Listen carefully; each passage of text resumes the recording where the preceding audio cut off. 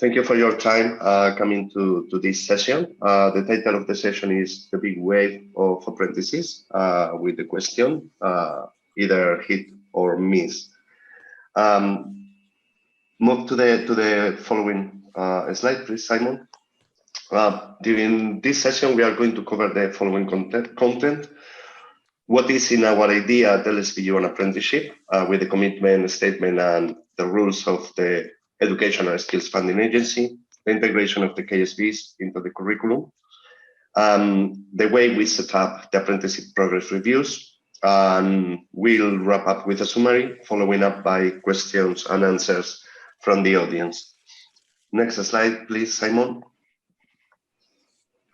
I will introduce both myself and my colleague. I am Carlos Gonzalo. I am a senior lecturer in Civil and Building Services Engineering.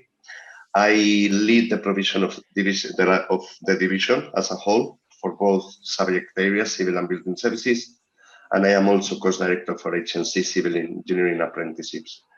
My colleague Simon Leung is another senior lecturer. He's the director of the BH Civil Engineering Apprenticeship, and between both of us are covering in good manners the whole provision of the division.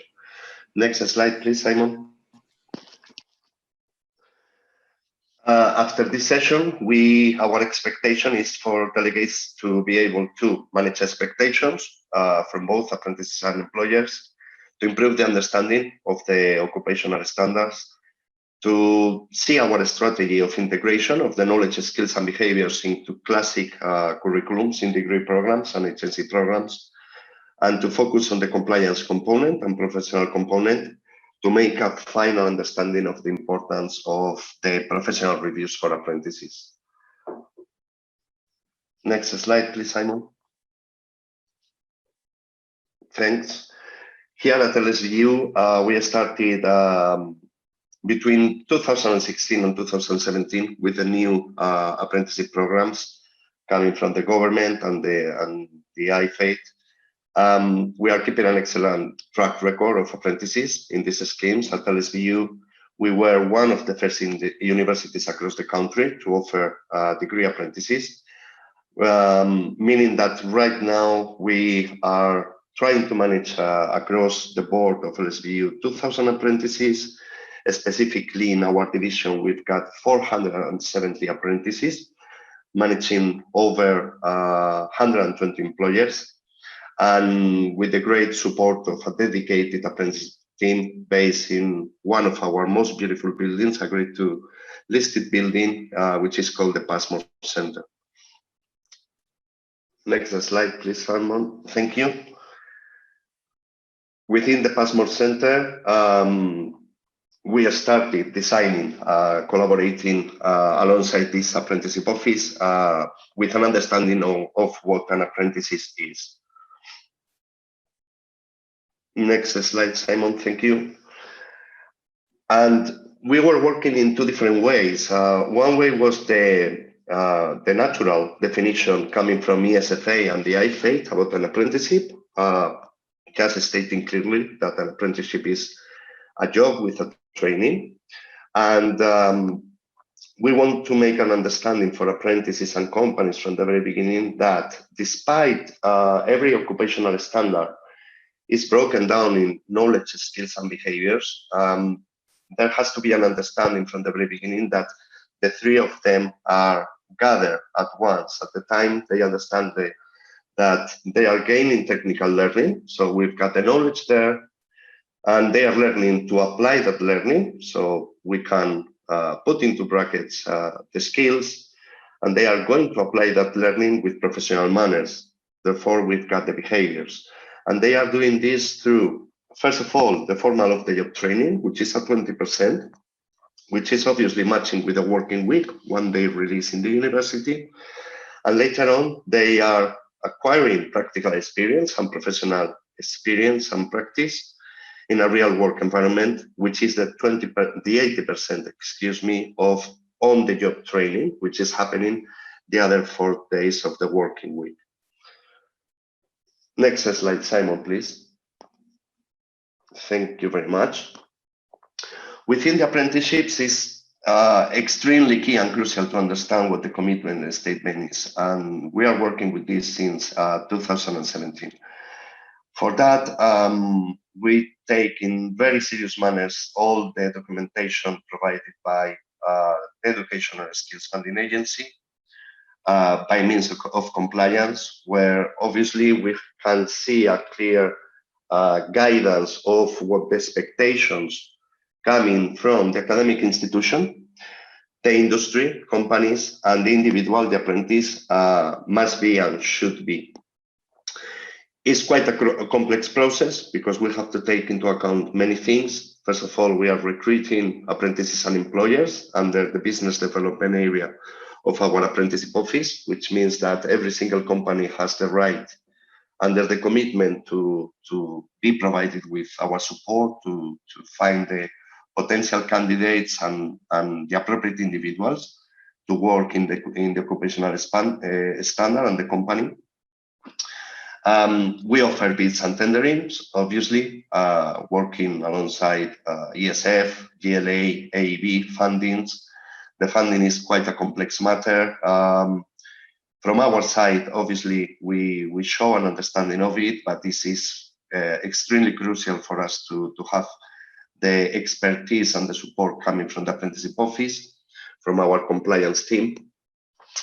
We have a dedicated account management of clients and EP organizations, which means that we work very closely alongside one of our colleagues in the apprenticeship office to make sure that we've got 100% satisfaction across every single stakeholder.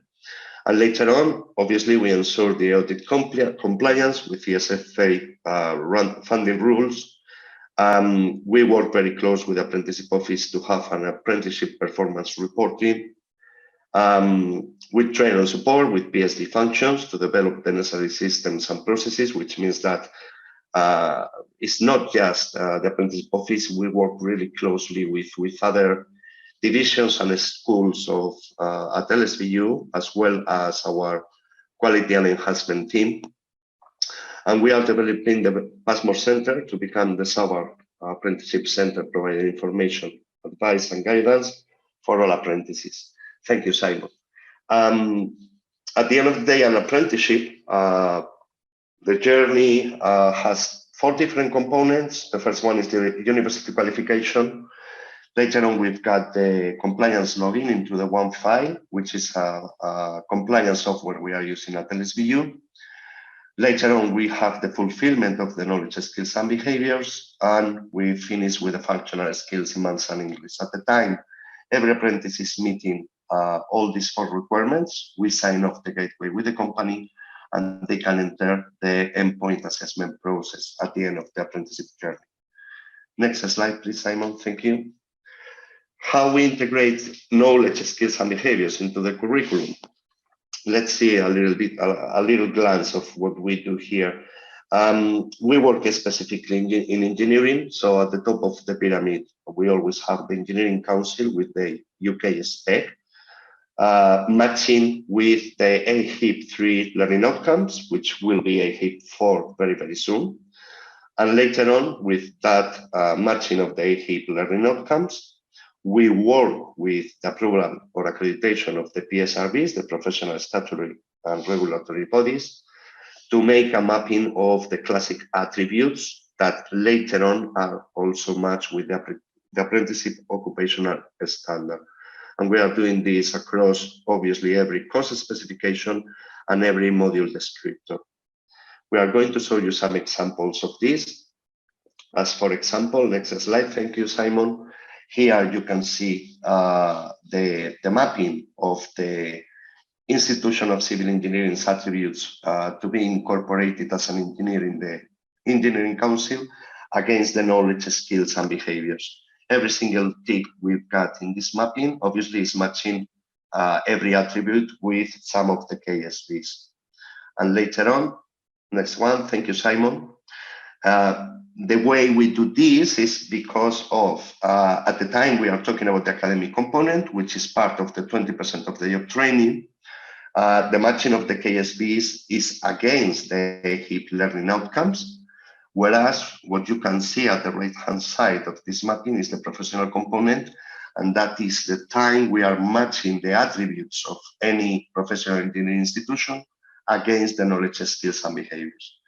At the time we finish this, once again, we sign off the gateway and they can go through the EPA process. And now I am going to pass the word to my colleague, Simon. Thank you, Simon. Thank you very much, Carlos. Thanks. So I work very closely with Carlos, my colleague, and as Carlos explained earlier, I am Simon Leung. I'm the course director for the BN Civil Engineering Apprenticeship course. So now I'm going to go through the Apprenticeship Progress Review, which is quite interesting. Because we as LSBU, we are the leader in providing apprenticeship program in higher education, and we work very closely with over 100 companies in civil engineering and building services engineering in the industry. So we as LSBU, we have a long established history, and we are very committed and passionate to provide the very best higher education for all apprentices. And hence we set out a strategic plan to carry out the Apprenticeship Progress Review. So this review is a tripartite agreement between apprentice, company, and the university. Our review in civil engineering and building services are almost exactly the same process, except the fact that some KSB requirements, KSB stands for knowledge, skills, and behaviors, which I will refer in most cases KSB all the time for the remaining of the presentation. So you can see the this slide shows you the key professional institutions, which in our case is a institution of civil engineers, which is ICE, and they describe the EPA process, which clearly describe what the requirements are after the gateway. And here is one from the building services side, which is extracted from the Chartered Institution of Building Services Engineers. And you can see a very similar process for the EPA, which is the endpoint assessment.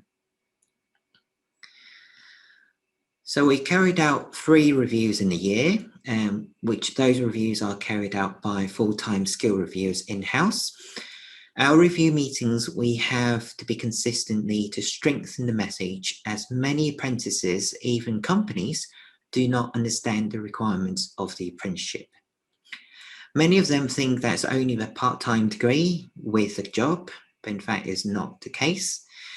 And we have to be very clear and concise that in one day a week at university, i.e. 20% of the job training, as Carlos mentioned earlier, that is only a small part of the degree. In fact, the majority of their time, which is 4 days a week on the job training, spent at a company, which they have to be demonstrating their training plan and also development of the KSB as well. So the purpose of the review is really important for them to support them, to support apprentices, and also that monitor the progress every year.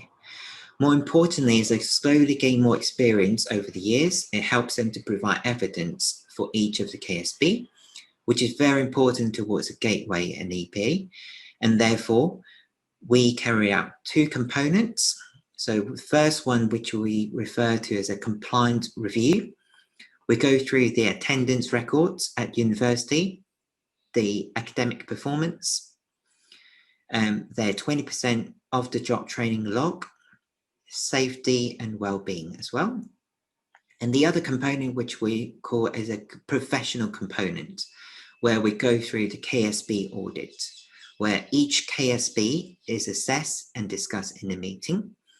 And we also have a tracker in place to monitor each individual apprentice in terms of their progress. So the review meetings are really crucial in building a strong relationship with companies as well. In fact, we have a phenomenal support from various companies currently collaborating with us. So here's a timeline to give you an indicative of when the reviews are carried out. we laid out the reviews to be carried out when the semester's results are released. So we can update employers how they're performing academically and also how they're attending lectures. This should show you an indication. And also there is a requirement also for apprentices to meet up with their line manager or mentor before the review meeting. This is to identify what the weaknesses and to develop a plan for the KSB as well. So for our final year students, apprentices, we require them to complete 4 professional practice reports. The purpose of the report is to provide a sound and thorough draft of the evidence whereby both companies and LSBU feel comfortable to sign off the gateway. So these reports have to be a sound and thorough draft of the written review, where apprentices will explain to 2 independent assessors from the professional institution that their professional competency through examples is supported with evidence. The assessors will also set up the interview based on the written review. So these reports, which in short we call it PPR, are set up to meet certain professional requirements, and that is a thorough synthesis of the potential questions that apprentice may face during the EP interview. At the same time, those professional practice outcomes are mapped against the Engineering Council UK spec, the classic attributes of the appropriate professional institutions, and also the KSB, the knowledge, skills, and behaviours as well. In civil engineering, it covers 4 themes at level 6, and basically these are the 4 themes that we follow through, and they thread through all the KSB requirements as well. And for building services engineering, it follows these themes, so you can see there are minor differences in them. But the majority of the things that we're doing is exactly the same. And here's a few examples. We're not expecting you to read through these, and these are what apprentices produce, and these are excellent examples because they can clearly demonstrate how they can satisfy the KSB through the workplace. And by bringing in more examples through the work, and it's really helpful for them to develop what they need for the written report, which is a 5,000 word report in the EP. So there are a few examples. And they are very excellent examples that they have demonstrated how they can align the KSB requirements.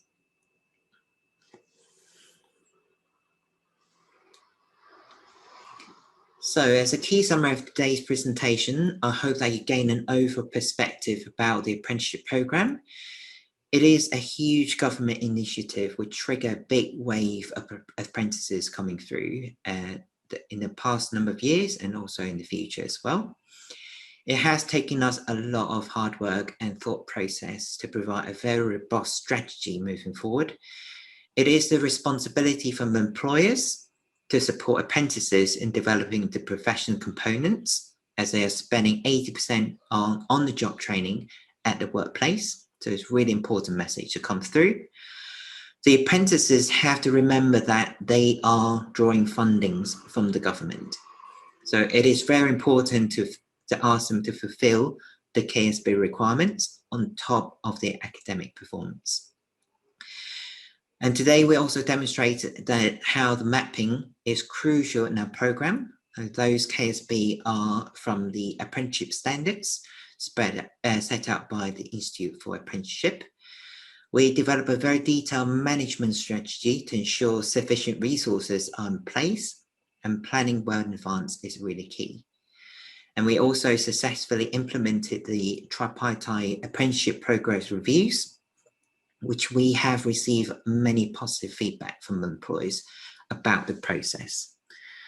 So we as academic staff in the higher education, we have to work together to provide the very best outcome for apprentices. And we foster the next generation of engineers in our case, and also a lot of apprentices across different industry and making a significant impact in our field. So I hope that you find the presentation useful today for me and Carlos, and we very much look forward to any questions that you might have.